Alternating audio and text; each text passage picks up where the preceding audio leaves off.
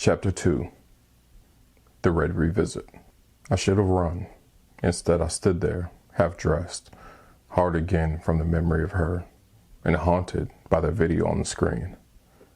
Murder, lust, her lips, that smile. The hotel door clicked softly behind me, and I turned. Empty. But the scent of her still lingered above. Clove cigarettes and sex. I didn't sleep. Couldn't. Instead, I played the video over and over, each time searching for something I missed. A tattoo, a reflection, a clue. But she was careful, like she'd done this before. Because she had. The next night, I went back to the club.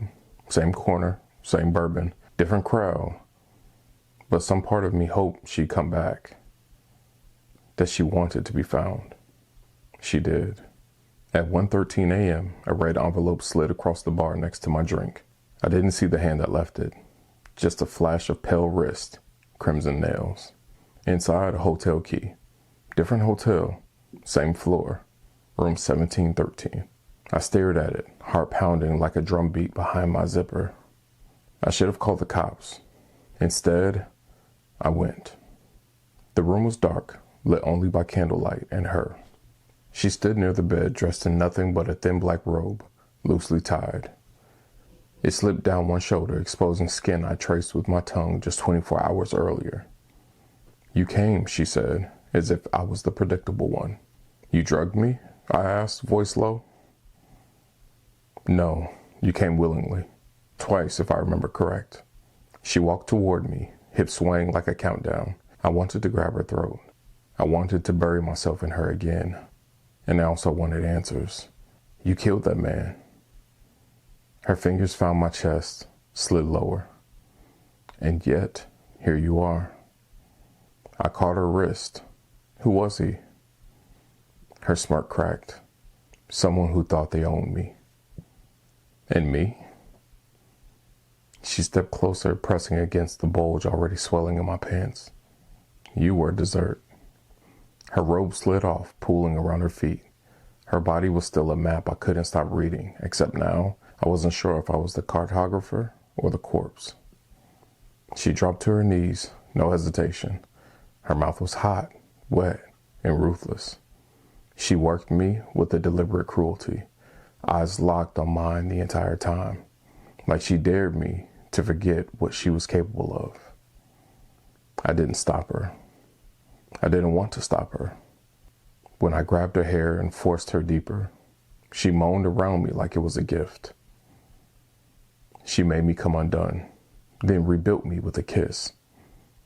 Led me to the bed, crawled over to me like a predator in lace. "I should turn you in," I said, with my fingers dragging across her slick folds. She arched. "You will." "Why me?" I whispered, sliding two of my fingers inside of her. She gasped, her eyes fluttering. "Because you don't want to save me." She clenched around my fingers. I added a third. Her breath broke apart in my ear. "You want to own me, Greg?"